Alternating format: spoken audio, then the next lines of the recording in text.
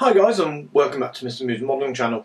Today is going to be a very quick video about a little product that I bought recently, and I had a little bit of a question come up with it on one of the Facebook pages. And what I'm talking about is this stuff here. It's Tamiya's paint retarder for acrylic paints. Now what this is, it's a little gem of a thing really. Basically you add it into your acrylic paints. The Tamiya ones which are quite notoriously difficult to hand paint, to brush paint, and it allows them to flow a lot better on the brush and allows you to use them effectively on brush painting. So when it comes to doing like little detail figures or things like that, it's absolutely great. It goes on a treat and makes it a lot easier. So what I thought is, rather than sort of talking about it and trying to explain it by typing a message, I thought I'd do a quick video, because they say a picture is worth 1,000 words, so well, moving pictures must be worth even more. So what I'm going to do is, as always, point the camera down at the bench quickly. I was going to get Buster out, well, my version of Buster, which is basically my sort of trial and error plane. And what we'll do is we'll get some Tamiya paint out, and we'll paint one side with the Tamiya paint straight out of the jar after giving a good mix, and one side using the paint retarder, and that way you can still see how different it is and whether it's worth it. The paint retarder is difficult to find in the UK. I got it off a well-known online bidding site called The Bee, and it was imported from Japan or Hong Kong or somewhere over in the Far East. Didn't take long to get here and wasn't too expensive overall, so well worthwhile the buy as far as I'm concerned. But I'll show you it to let you sort of explain a bit more about my thoughts as we're using it. So I'll move the camera and get back to you straight away. Okay guys, so here's the plan. This is Buster. It's an old Airfix 72nd Typhoon, horrible kit, but I use it for sort of trialing and erroring sort of paint and stuff like that. I've got some Tamiya X14 Sky Blue here, because I thought you'd be able to see the blue quite easily.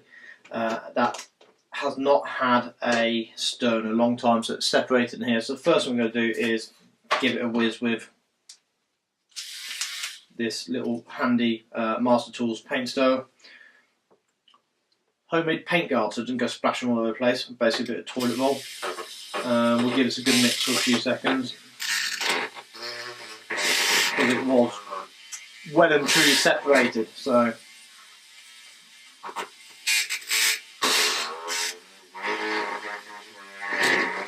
getting all that pigment in there. Right, there we go. Come on, there we go. Right, back in a minute. Hairy stick, paint, palette.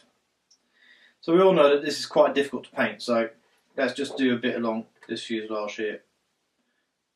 And it's very difficult to sort of not get brush marks in Tamiya paint when you're hand painting it. Doesn't go on that nicely, although actually this is making me look like a bit full. But yeah, there's plenty of brush marks in there. It's covering actually alright, but it doesn't dry that nicely. Not the best. Not easy to use anyway, certainly not easy to use. Another bushel here. Now all I'm going to do is get some of the paint retarder.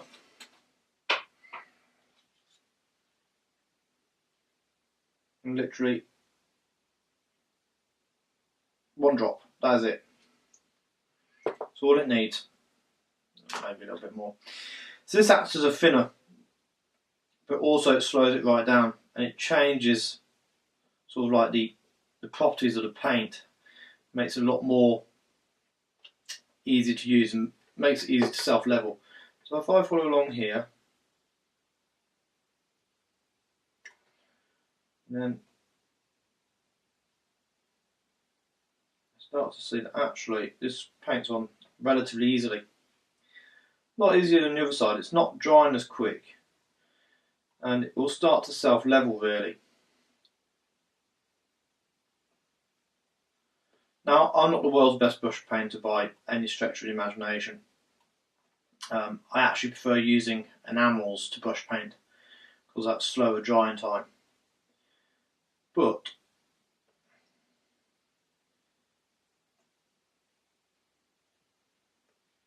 I don't know if you can see any difference here.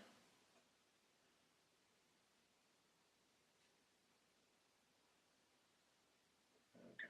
I'm going to leave it at that. Right.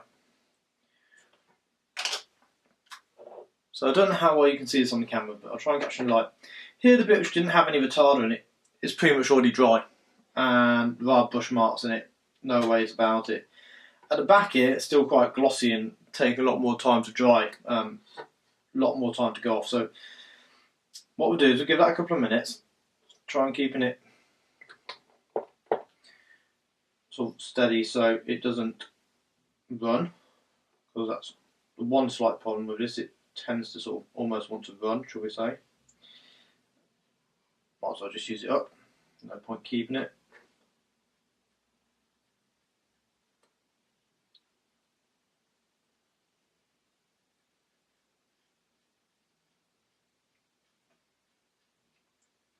Obviously this isn't going to cover that well over that little bit of red there, but you know, the trick.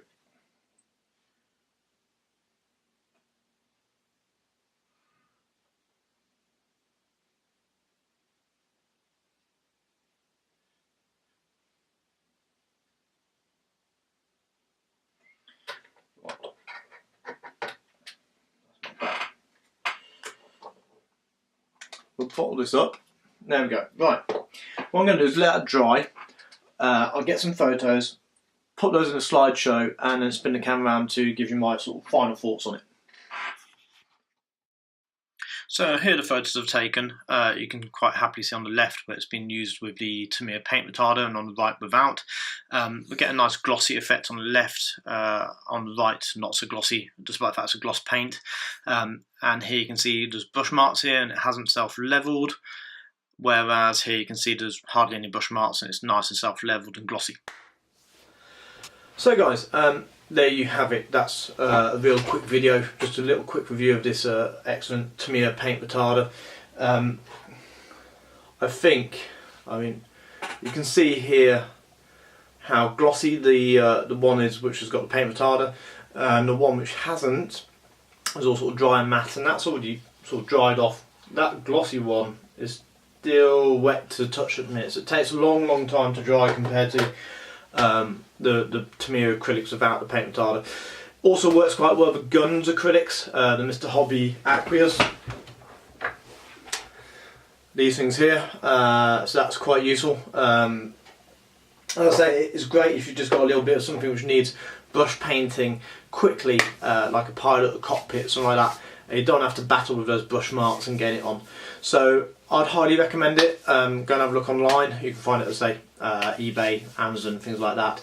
I don't think there are any stockists in the UK, but yeah, I'd recommend getting it. It's not something that you're going to use every day, but the bottle will probably last you a lifetime because of that. So highly recommended. Not an expensive product, and I think everybody should have one on their modeller's bench. So thanks for watching guys, and I'll catch you later. Happy modelling. Bye.